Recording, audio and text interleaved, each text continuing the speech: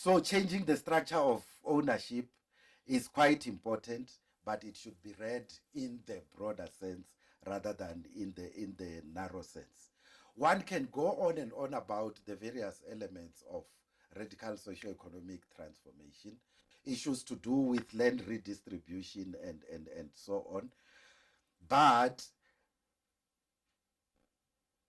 further to this, there are other critical elements that we need to address which attach to the history and evolution of South Africa's capitalist system. One of these elements relating to inequality would be about the issue related to the PPC that I was talking about, the wage differentials in South Africa's workplaces, and whether the country should not have an income policy. I referred earlier to Sweden and Japan. In Japan, you would have what they call pre-tax distribution because they limit the level of the wage differentials. In Sweden, you would have post-tax distribution because the tax is relatively high, but the social wage arising out of that high tax benefits everyone. In terms of transport, free education at all levels, free healthcare, and so on and so forth. We need to think about a system that has got those characteristics, either pre or post-tax distribution, but with the aim of ensuring higher levels of equality. Further to that, we need to deal with the uncompetitive practices in South Africa's product markets.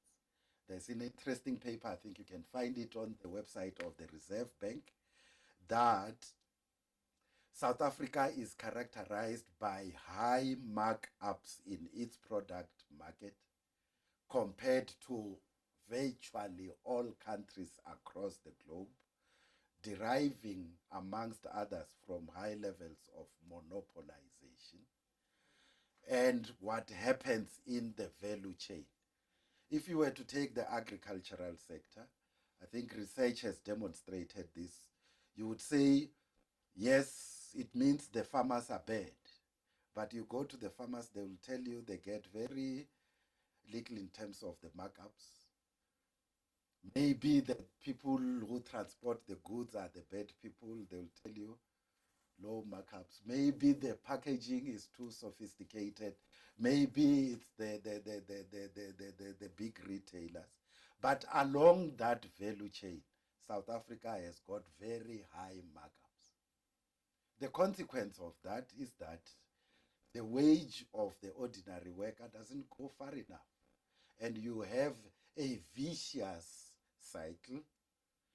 And in this instance, it's not a beneficial kind of cycle because the wage doesn't go far enough. This in turn does not encourage further production and manufacturing and so on.